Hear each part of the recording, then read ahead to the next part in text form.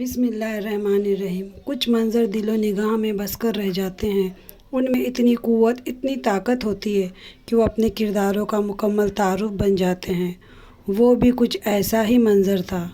لوگ عبادت میں مصروف تھے، ہر کسی کا اپنا اپنا انداز تھا۔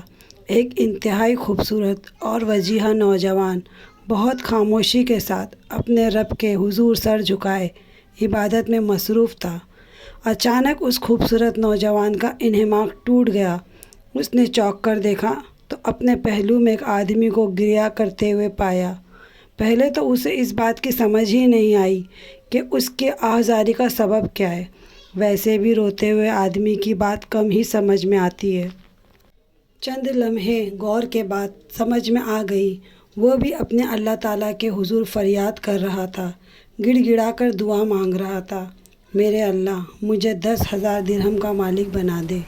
وہ خوبصورت نوجوان اس آدمی کی اس بات کو سن کر حیرت میں مبتلا ہو گیا۔ اس طرح کسی کو اتنی زیادہ رقم اور اس انداز میں مانگتے کب دیکھا تھا؟ لیکن وہ آدمی اپنے ارد گرد کے ماحول سے بے نیاز بس یہی رٹ لگائے ہوئے تھا کہ میرے مالک مجھے 10,000 درہم کا مالک بنا دے۔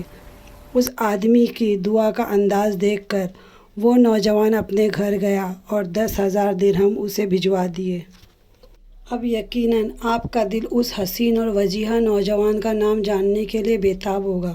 تو سنیے، یہ وہ نوجوان تھے جو بات کرتے تو بہت حسین بات کرتے، خاموش ہوتے تو خاموشی میں بھی دلکشی ہوتی، کسی کو کچھ عنایت کرتے تو خوب عطا کرتے، جواب دیتے تو بہت شاندار جواب دیتے، کسی کے ہمنشین ہوتے تو زندگی کو حسین بنا دیتے، کسی کی جہالت پر بہترین درگزر کرتے۔ یقیناً آپ ان خوبیوں کے حامل انسان کے متعلق جاننا چاہیں گے۔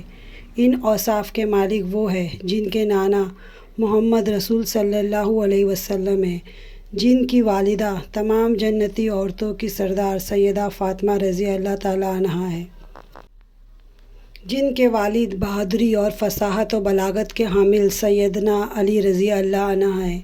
یہ گراں قدر خوبیوں اور اوصاف اس عظیم نوجوان کی ہے جن کا نام ہے سیدنا حسن رضی اللہ تعالیٰ عنہ۔